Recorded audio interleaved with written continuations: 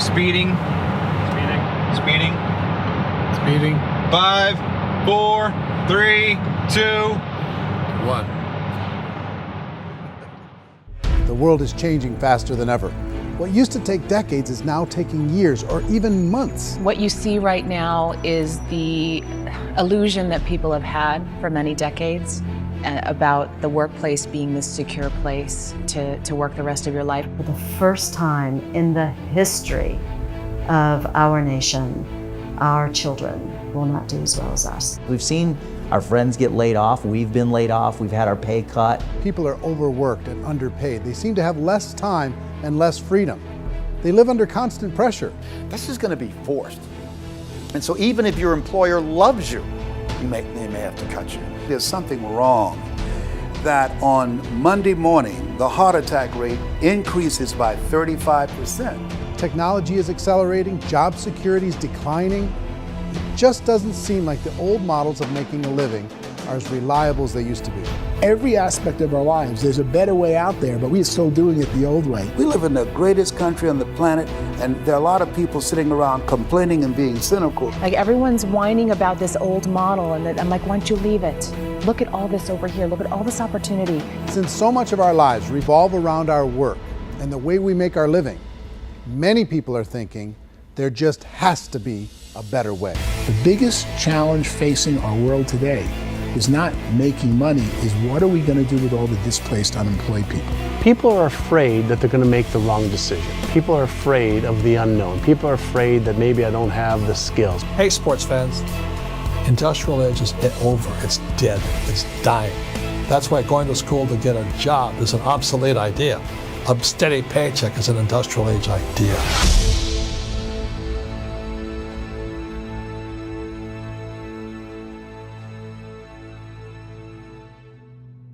It's the search for answers that has brought us here together today.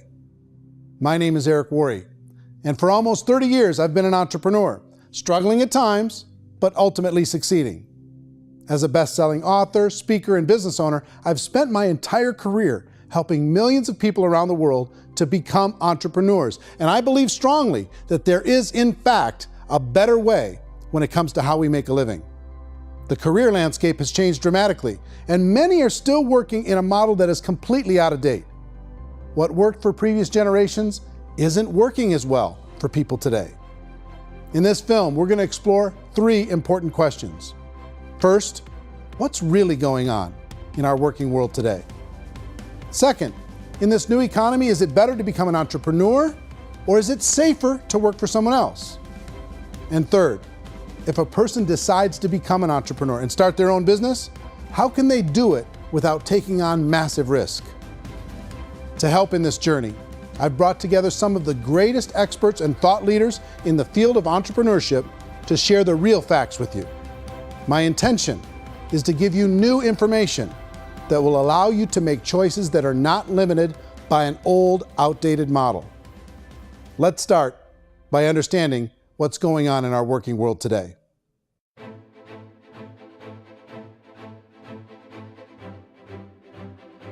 Let's look at unemployment. 30–40% of the people are honestly not working, but would be working. What our government does is if you haven't found a job in 6 months, we don't call you unemployed. We pretend you dropped out of the labor force. I've often said that unemployment, particularly structural unemployment, that's unemployment due to technological changes, is the first sign of economic growth. Think of it, 10 people live on an island. They go out every day and fish. One day, new technology shows up. A missionary brings them a net. Now, using the net, one pilots the boat, one throws the net. 2 fishermen can do all the work 10 used to. That's a 500% increase in productivity, 2 doing the work of 10, in one day. You don't have to learn a lot to learn how to throw a net instead of throw a fishing line. The island's got a big problem, 80% unemployment. But the island still has all the wealth of the fish because the 2 people produce as much fish as 10 did. Now, of course, looking back in history, these changes used to take thousands of years. And during that time, we went into farming and transportation. Some of us became doctors and some teachers and lawyers, and we developed all these new professions and new manufacturing jobs. Today, these changes are occurring literally in one day when a new technological advance occurs, and we don't have the social structures to deal with it or to retrain the unemployed people. So one of the things that I think is interesting as I travel across the country and really travel around the world is the way that we work and the way we get paid for work is changing pretty dramatically. On a global basis, everything is being turned upside down because of the rapidly advancing technologies. They are eliminating many jobs, and we have been left with many people not prepared for the jobs that exist. A lot of demand in public companies was to squeeze out all the fat and to get just as much margin as we possibly could, and fat equals humans. So this idea of job security in information age is so obsolete, but it's still taught inside our school system, and that's where the problem starts. There's no financial education in the school system, and people are still trained to be employees to work for that paycheck. This is a chart on the middle class. What's happening in the middle class, those that went to school, their incomes have been coming down for years. And parents still say to their kids, go to school, get a job. Now what happens to all those middle class people who are dropping off the ends of the chart? Well, they become what's called working poor. And this is what happens to working poor. But they say poverty is ending. Well, poverty may be ending, but working poverty is going up. And this is food stamp usage. So food stamp usage in America is going through the roof right now, because people cannot earn what they call a living wage. Most people have experienced financial pressures that I think are probably greater than they have been in the past. If you're not working for yourself, then it's going to be a pretty hard road for a lot of people. Today, if you're going to control your future, the 40-40 plan is gone, where you can graduate from college and get a job and work for 40 hours a week for 40 years. That day is gone. So some of these charts actually tell you what's going on. And this is a really interesting one, you know. People are going back to school because if I go back to school, I'll get a nice job. But this is what's happening to, it's called Sallie Mae, which is the student loan guys. Student loan is going through the roof. It's now over $1 trillion, and student loan debt is worse than credit card debt. So when people stopped using credit card, the government got people into student loan debt. And the problem with student loan debt is you can never be forgiven. See, with credit card debt, you can declare bankruptcy and all's forgiven. But student loan debt, you can declare bankruptcy, you still owe it. It's the worst of all debt. But this is the next picture. Look at this chart here. This is what's happening to wages of college graduates. It's going down. So you go to college, you rack up all this debt, but you earn less money. Now, that's not that intelligent. Average person who's been working a lifetime in America today is ending their lifetime at 65 with about $41,000 in assets. They earned just enough to survive. I think in the United States we have something like 17 trillion in debt. That's just the federal government debt. We got another 2 in municipal and in other, let's call it almost 20 trillion government. We've got 40 trillion in private debt. That comes up to close to 60 trillion. When you then add something we never had before, what you were talking about, when we look at the unfunded portion of Social Security and primarily Medicare, Medicaid, that, at the most conservative estimates from outside firms, Kleiner Perkins, 67 trillion and growing. That's more than all our other debt. There's less conservative estimates that say it's 84 trillion or higher. I added up conservatively $127 trillion in total debt. Debt is a financial drug. When you take it to excess, it's like taking a drug. Yeah, it makes you feel better, it enhances your performance, but at a huge cost, eventually it kills you. And so that's what happens. We keep doing more and more debt, and you get less and less results, just like a drug, until the debt gets so high that it crushes the whole system. That's where we're at, 8.2 times GDP. You know who I feel sorry for? I feel sorry for the person who dreads going to work, who is sick to their stomach on Monday morning, who hates their alarm clock, who gets a little glimmer of hope on a Wednesday because it's hump day and says, thank God it's Friday. And they live for those 2 days a week where they get to be themselves and they don't have to be around people they don't like, and they don't have to play the political game in the office, and they don't have to live this half life. The person that works 50 weeks a year just to be able to have the 2 weeks for vacation. And you know what happens to most of them nowadays? They don't have a vacation. They have a staycation. They have time off of work, but they don't get to go where they want to go because they're overextended. They've got all this debt. They got all this situation. They hate their alarm clock. They can't sleep until they're done. They have to spend most of their life in traffic. I feel sorry for that group of people because there's a better way. They just don't know it. I see this really interesting attempt at rugged individuality in a 6x8 rectangle. And I feel like you're all the same, except for the little push pins of the pictures. There's different pictures. Yours is named Jenny and his is named Sujara, but it's the same people. And this is how they are, and they're just like the zombies, and there's no joy in there, there's no fun. There's always like the wacky woman who decorates her cubicle, and that's the most she can do there. You got to give her credits, right? The wacky cubicle woman. The basis for their life is worry. I'm worried, maybe I'll get fired. I'm worried maybe my company will go out of business. I'm worried I can't keep spinning the plates on paying the bills. I'm worried about how do I send my kids to college. I'm worried, what if the transmission of my car breaks? That's 2 or 3, I can't fix it. People live in a sea of worry, and it eats at them. Those signs that people held up during the Depression didn't say looking for gainful employment in a cubicle. It said looking for work. Work is what we're looking for. Job is just a unit of measurement. Work is what we're going after. It's time to look in the mirror and say, it's not the economy, it's my economy.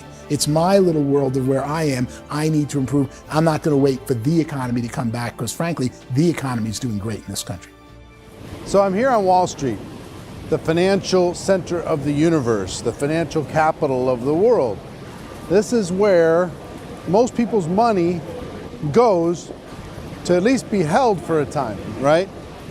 With interest rates in banks being effectively zero, and many experts are predicting it's going to stay at zero for the next 10, 20, even 30 years, people feel like they don't have any choice but to put their future into equities, to put their future into the hands of other people on this stock market, and hope that the stock market goes up, hope that the stocks that their advisors pick or that they pick goes up. That's one way to go, I guess. It's my personal belief that if you put your future into the hands of yourself, in other words, you have earning power by yourself, I think you're a better investment than these guys. I think you controlling your future is a better option than handing over your retirement to these guys. The average household income in the United States is approximately $50,000 a year, what they call the middle class. To reach the top 25% of income earners, you'd need to earn at least $90,000 a year. To reach the top 10% would be a household income of $140,000, the top 5%, $190,000, and to be in the top 1%, you'd need a combined household income of at least $380,000 a year. So here's the question. What do you think would give you the best chance to move up and get to the top 10%, the top 5%, the top 1% or beyond? In my opinion, and in the opinion of many, many experts, the answer is to become an entrepreneur, to become your own boss.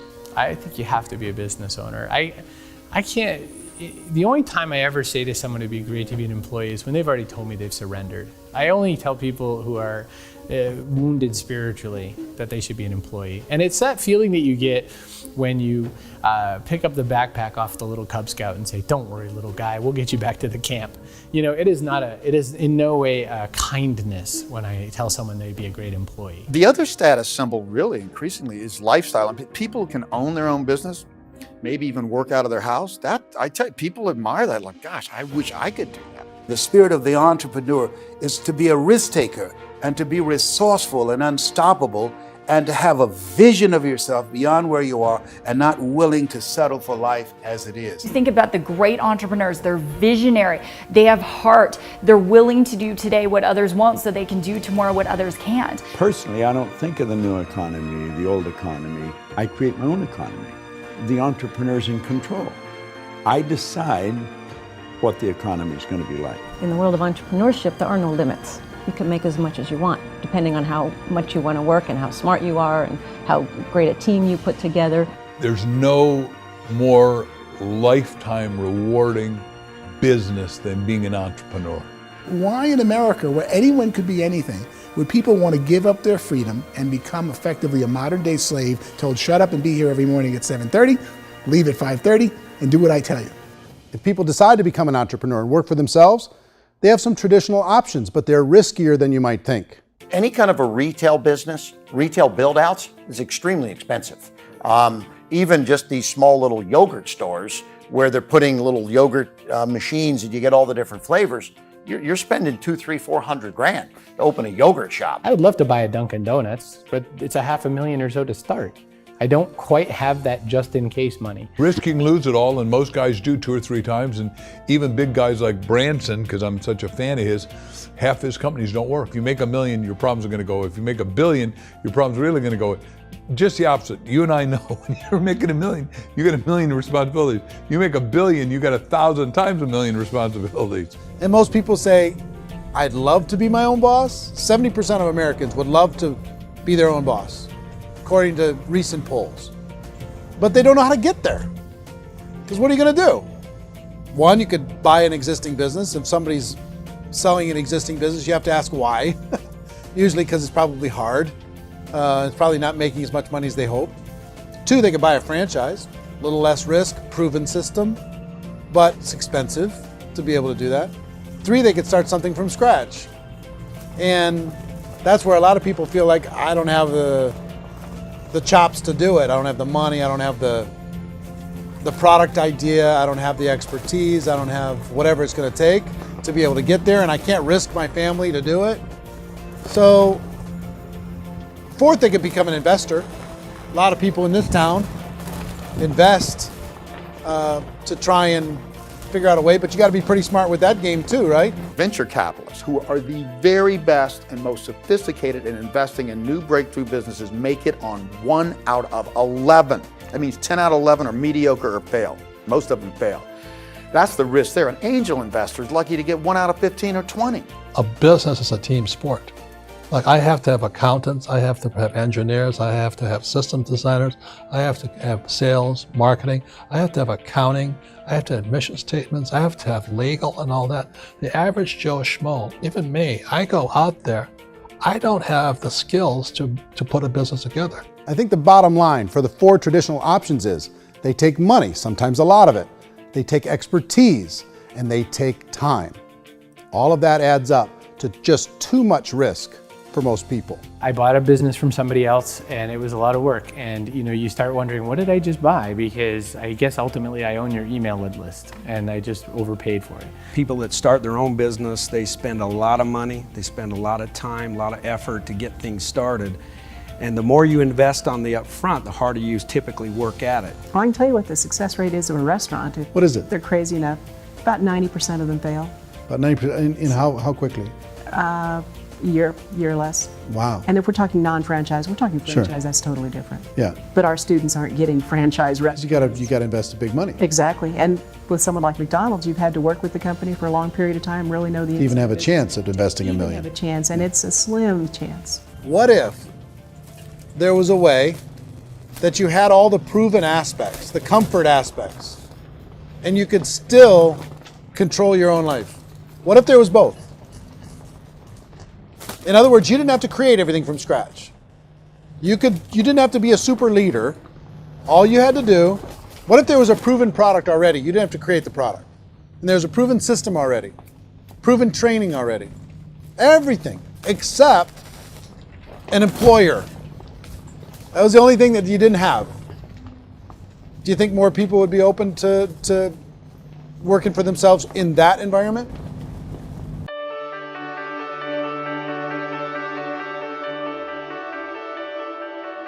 In our search for a better way to make a living, we've come to the conclusion that becoming an entrepreneur is actually safer than being an employee.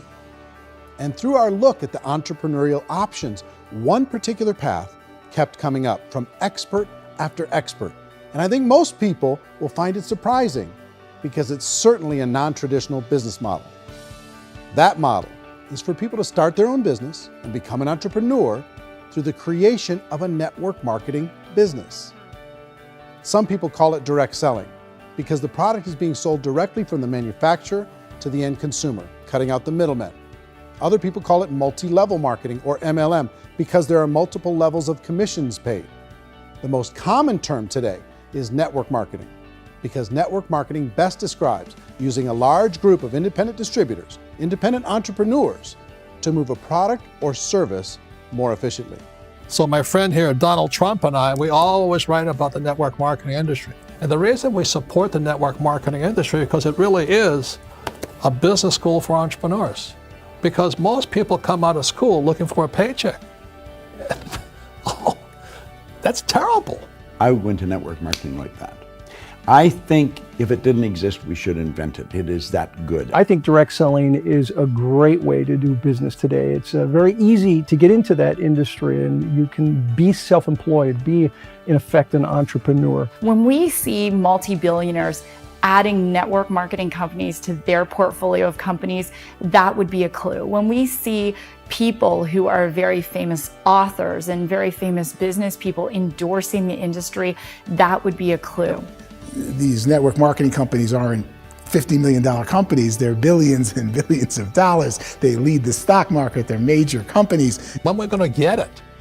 You know, and you're going to school to work for a paycheck, but if you want to be rich, be an entrepreneur, and network marketing gives you the spirit to be an entrepreneur. A traditional company will spend up to 50% of their total revenue on marketing.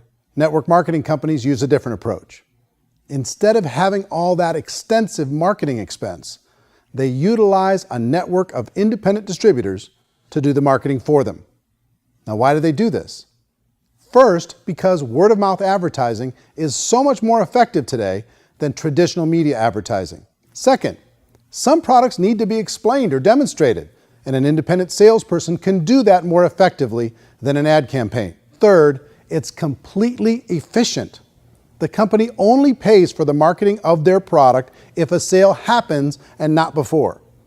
Imagine if Amazon allowed you to become an independent distributor and paid out 40% of its revenue to that distributor group. All you had to do as a distributor was recommend a product, and if a person bought it on Amazon, Amazon would take care of all the logistics and you'd get paid for bringing the customer. Now imagine you got paid for every purchase that customer made for the rest of their lives. Well, Amazon doesn't offer this option, but network marketing companies do. 85% of all buying decisions in our society are made as a result of word of mouth or reputation. We're recommending things to each other all the time. You know, who's your dentist? Who's your doctor? Who's your lawyer? What detergent, are you using? What legal system are you using? What product are you using? We're talking to each other about the things that we love anyway. When you go into a big box retailer, you're lucky if the clerk looks you in the eye, much less gives you any detailed or accurate information about what you're purchasing. So of course, this personal information, this education coming from a friend, a neighbor, a relative, or even a stranger, but one who has experience with the product is extraordinarily valuable. As a matter of fact, network marketing can educate consumers probably better than any other form of marketing. It certainly can do better than advertising, because advertising usually has a certain hype to it and you can only get limited information. So, network marketing trumps advertising. If you were a typical sales company and you wanted to sell $1 million a month worth of product, you might go find 100 superstar salespeople. The quota would be $10,000 a month. So network marketing as a distribution system just flips the numbers. So we use 10,000 happy, raving fans of a particular product, and we don't concern ourselves so much with how much product each one of them individually sells. If they sell just $100 or $200 a month, and there's 10,000 of them, you're selling $1 million to $2 million a month worth of product. And that's the best way I can explain how network marketing works. This is the marketing arm of the company. There's not money being wasted on bricks and mortar. There's not money being wasted on inventory that's sitting stagnant somewhere. There's not of employees standing around that don't have customers. These are people that are going to connect with customers. These companies allow people to become independent distributors for extremely low cost and with no minimum time or sales quota. Essentially, they own their own business and can provide as much or as little sales as they choose.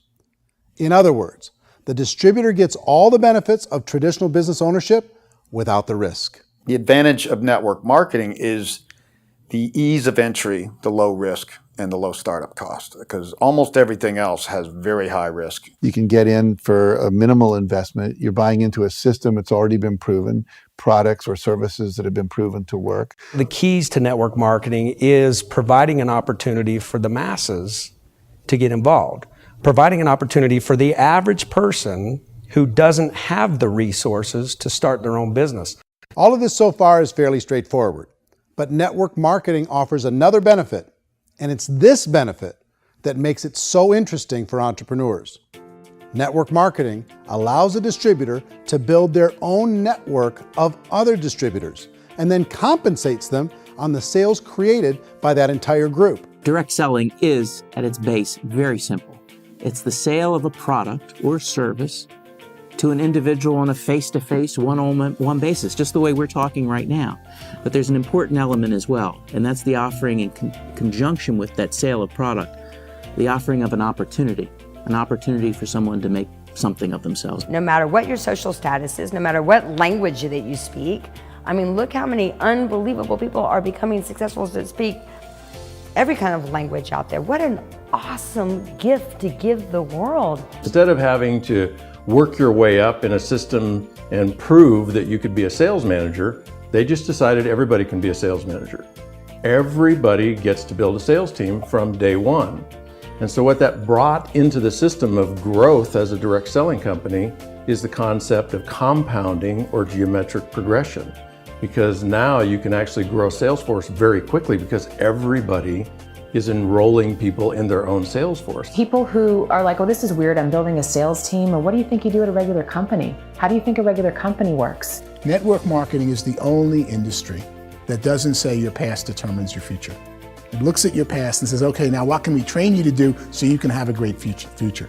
Every other employer out there wants to exploit you for what you already know, not teach you something new. Network marketing has the potential to save the United States and the world because it's going to teach people not to be employees, but to be entrepreneurs.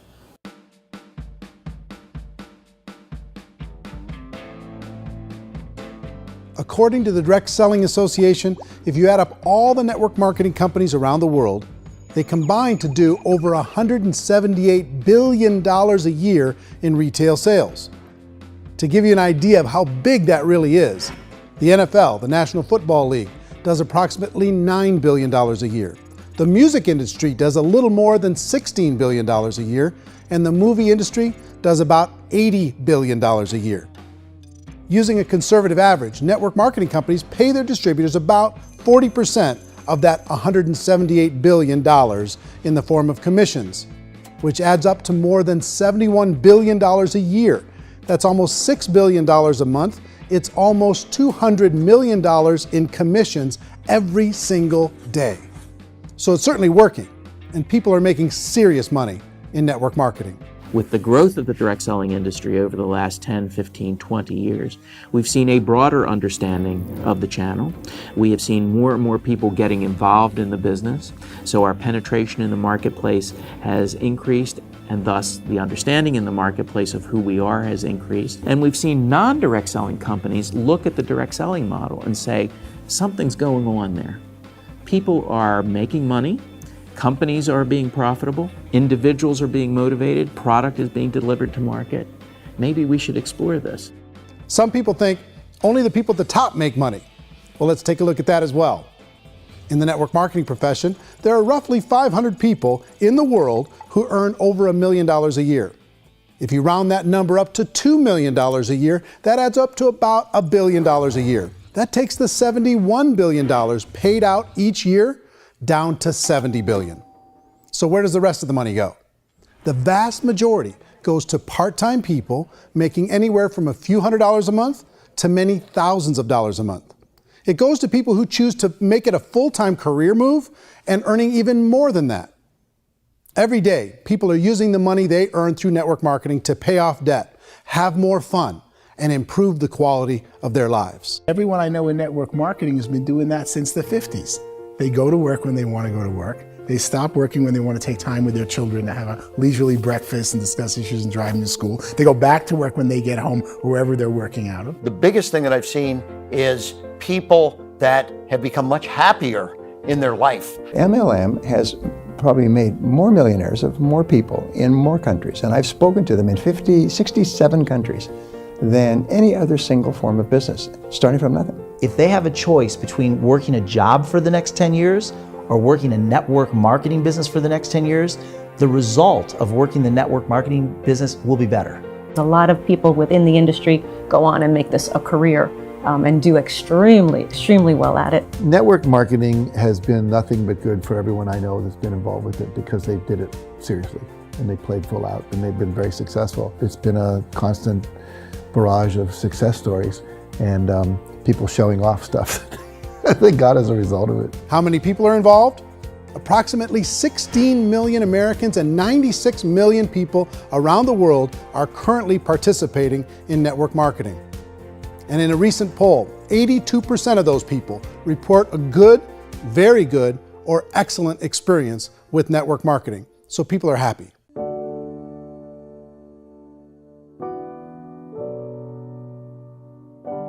So I've taken a look at the network marketing profession and really tried to understand why so many people are confused as to the validity of this as a business. One is this pyramid shape. People get really messed up with this pyramid. Oh, it's one of those pyramid things. So I just think there are a lot of haters out there who really don't understand the industry and say, oh, it's a get-rich-quick scheme. It's a pyramid. Well, corporate America is a pyramid scheme. You know what I mean? It goes like this. You have thousands of MBAs, let's say working for Ford or General Motors or Coca-Cola. If all these MBAs, they're all trying to get to here, that's a pyramid. Only one guy's going to make it. Every 10 years, one's going to make it. Whereas you look at network marketing, it's like this. So you're here, and your job is to develop other CEOs coming up behind you. So it's an inverse pyramid. In network marketing, it's a very simple concept. If you sell product, you get paid. It is paid based on production. There is no first mover's advantage. There is no investment component where the more somebody spends, the more they're entitled to make. So the two are polar opposites of each other. It doesn't matter what shape the company is or the compensation plan is shaped, whether it's a circle or a pyramid or a triangle or a trapezoid, it doesn't matter. If compensation is coming primarily from recruitment, then you've got a problem. On the other hand, if an operation is basing their compensation to participants on the basis of sales, even when those sales are generated by people you've recruited, well, then you're a perfectly legitimate enterprise. That's the legal test, it's the practical test. Another issue that's been true in the past that is no longer true now is people used to be in network marketing loaded up with products that they couldn't sell and they ended up a loser. They ended up with a bunch of product in their garage, they ended up with a bunch of products sitting in their kitchen shelves or whatever, and they thought they could sell it and then they weren't willing to or able to sell it and they ended up with a bunch of stuff and they were bitter about it. There was this thing called front loading where you had to buy if you bought $25,000 worth of product, you got better commissions and all this. Today, it's almost all done by computer. It's direct mail comes from a warehouse somewhere else. You don't have to have all this inventory. You don't have to stock up. It's a paperless world now. Most of it's done online. You have a back office. It really works. And the technology has changed everything. Third issue is people start talking about 99% of people in network marketing don't make any money. Well, we've talked about that over the course of this journey together. Almost $200 million a day is being paid out to network marketing distributors around the world. The naysayers, the people who say that it doesn't work, are usually the ones who just don't know how to make it work for themselves. And so they're giving you an opinion, and I tell people, don't confuse people's opinions with expertise, because opinions are free. And don't confuse sincerity with the truth, because people could be sincerely wrong. But here's the reality inside of network marketing. The vast majority of people that get involved in network marketing just become customers and they get involved to be able to purchase product at a lower price. If you take Costco as an example, if a person goes into Costco and gets a membership to Costco so they can get a lower price on the product, we don't call that person a loser because they have a bunch of product that they walked out with a smile on their face. Yet when some people want to take a look at network marketing, they say, well, those people, they're just using the product and they aren't earning an income, so they must be a loser. They're not a loser, they're a happy customer. That's the vast majority of people that are involved in network marketing. Now, a smaller percentage of those people decide to go build a business. They earn $300 a month, $500 a month, $1,000, $2,000. That's the bulk of earnings in network marketing. And then there's the few that really decide to take it serious, really decide to build a large network, really work to make that network very, very productive. And those people make huge amounts of money and there's no cap. What I do as an outside economist, just somebody looking at this industry like any other industry I speak and say, look, what's the realities of this? 1% do incredibly well. 10% generate some additional income at pretty low risk and effort. That's not, and 90% of people roughly end up customers. One thing that I think is real when it comes to people's perceptions about network marketing is people put this, and distributors, I think, involved in network marketing have some responsibility for this. They have sometimes unrealistic claims about the product or about the income. Most people who become distributors, they want the money, they want to be successful, but they don't have the skills. They don't know what to do. And when people don't know what to do and they're in a new business, they're scared. And when they're scared, they panic and desperation kind of sets in. So they think everyone they talk to has to get in. So if I talk to you and you say, well, no, I don't have time to do that, they're like, no, I need you. You have to do this or I won't be successful. So I start clawing on you. I start that desperation. So then I start making claims about the product, which are not appropriate, probably not even true. Or I start saying, oh, let me show you how you can make all this money and you don't have to do anything, Eric. And so you just totally misrepresent the opportunity, and you're clingy with people because you think you need everybody to be successful, and you don't. You know, one of the messages that I try to deliver most forcefully to companies as well as salespeople in direct selling is that you don't have to overpromise. The reality is in network marketing, there's a lot of hard work involved. There's a lot of effort. You're going to have to develop yourself. It's a business like anything else. It's going to take some time, but in my opinion, it's better.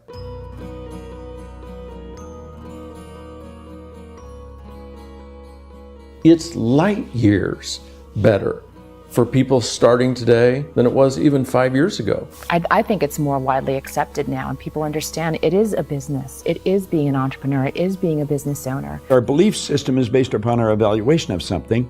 And frequently, if we reevaluate a situation, our belief about that situation will change. The industry has changed and it's grown up. It's totally transformed. You've got young people today that have grown up with social media, and they understand networks. They understand how people are connected through technology, and they understand how money flows through those networks.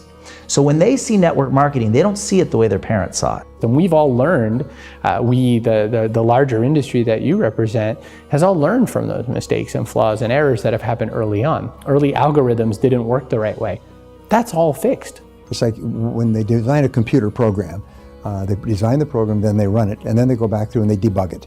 The MLM industry has been debugged. This is the day of being virtual, being able to run a business from your mobile phone. I mean, it's incredible. Companies are getting smarter. They're implementing more consumer protections. They're implementing more compliance training. They're doing more with respect to product research. If you do get involved and you make purchases of inventory, even on a voluntary basis, if you decide that this business is not for you, you can leave and have that inventory repurchased by the company. There's no other business that offers that kind of protection on a voluntary, self-regulatory basis.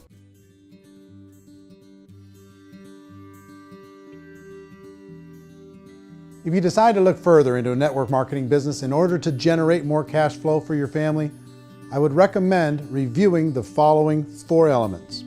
First is the product or service. And on the product or service, I would ask 5 important questions. 1, do you like it? Is it something you would feel comfortable sharing with others? 2, is there a recognized need in the marketplace? It's hard to create a need if one isn't naturally there. 3rd, does the product meet that need? Does it solve a legitimate problem for consumers?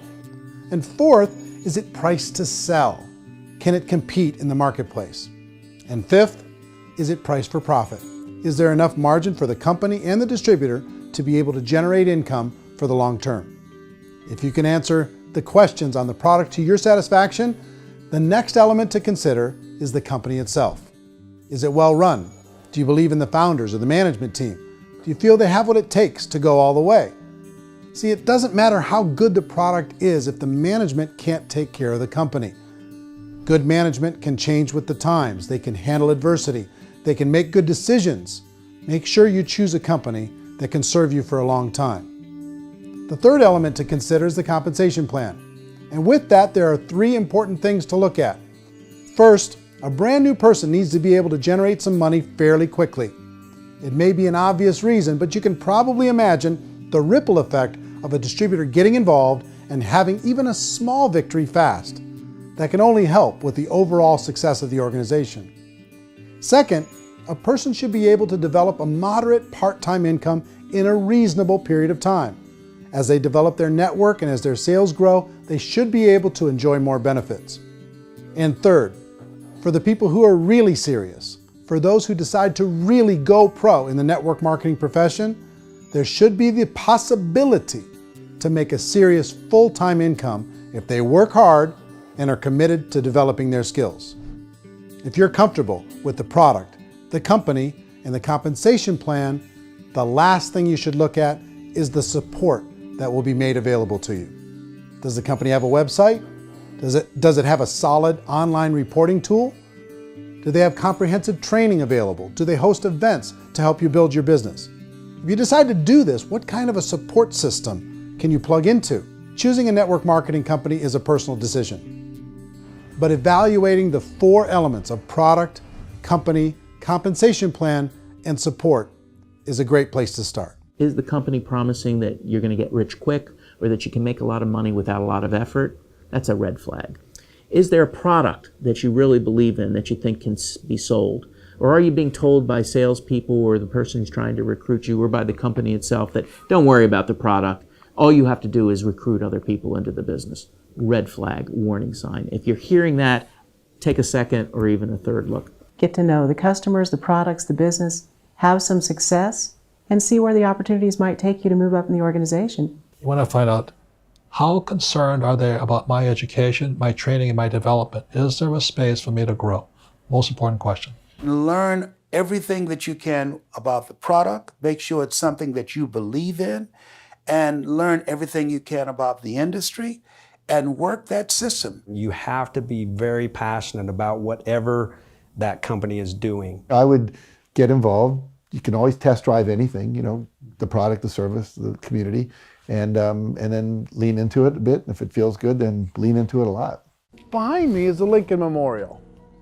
And this is a place where Martin Luther King Jr. had his famous "I Have a Dream" speech. And at that speech, he talked about his dream for equality for everyone around the world, and that's a noble dream. But I think more people need to remember what it was like when they were kids and the dream was still alive in them. Before it got beaten out of them by reality, by this paycheck, by these responsibilities, and by having to live for this job to pay the bills. I think people need to remember that, go back to that. Once they know that there's a better way, I think their future is going to be much brighter. They can live a better life.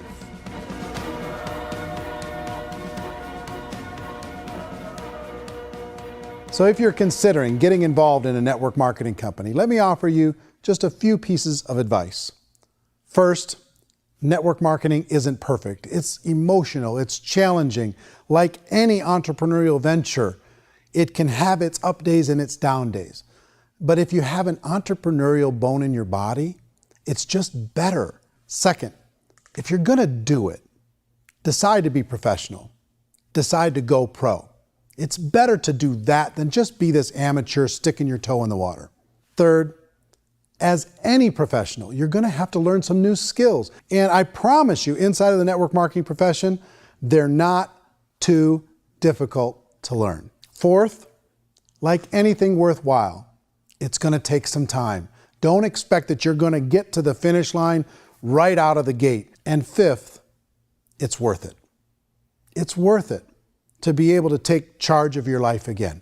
It's worth it to be able to control your own financial situation. It's worth it for the people you're going to be able to spend time with. It's worth it for the things you're going to be able to see and the experiences you're going to be able to experience. It's worth it for the causes you're going to be able to contribute to, the lives you're going to be able to touch, the customers you're going to be able to help, the friendships you're going to be able to develop. I promise you, it's worth it. Remember, most people are searching for answers just like you are. But I do have to tell you the catch to network marketing. If there is a catch, if you want to understand this from an emotional point of view, people say, well, it sounds too good to be true. It's not, it's hard work. But here's the catch. Most people still don't understand it.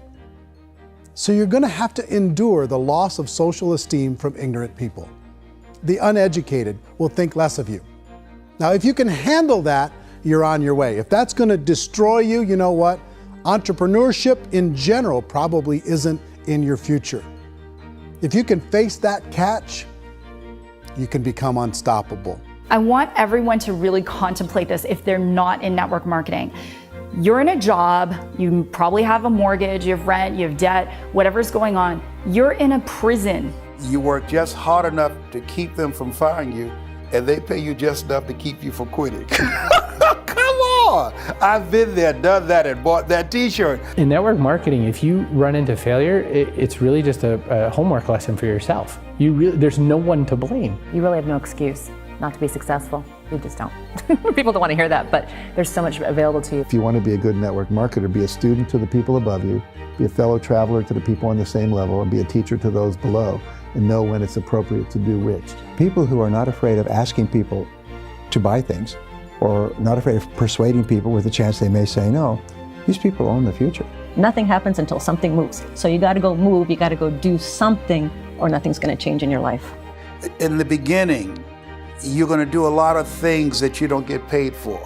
But as you go down the road, you get paid for a lot of things that you don't do. And your job is rehabilitate the spirit, the entrepreneur spirit in all of us. You get it back. Either give it a strong yes or a strong no, but no wishy-washy, dilly-dally stuff in the middle.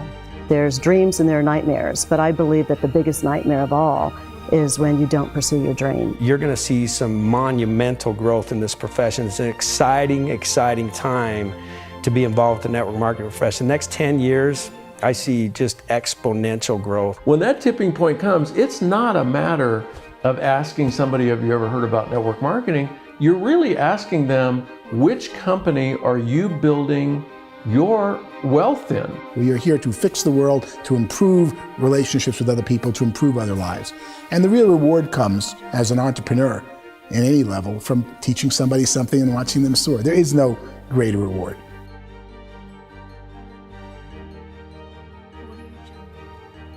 Life's too short to spend it living someone else's dream instead of your own. It's too short to spend it living at a fraction of your potential. Can being an entrepreneur be a challenge at times? Sure. But here's what you get in exchange. It can be yours. Something that you built, something that you created, something that you made happen. This balloon represents your dream. It represents entrepreneurship. My wish for all of you is that you would reach out and grab it. The choice is up to you.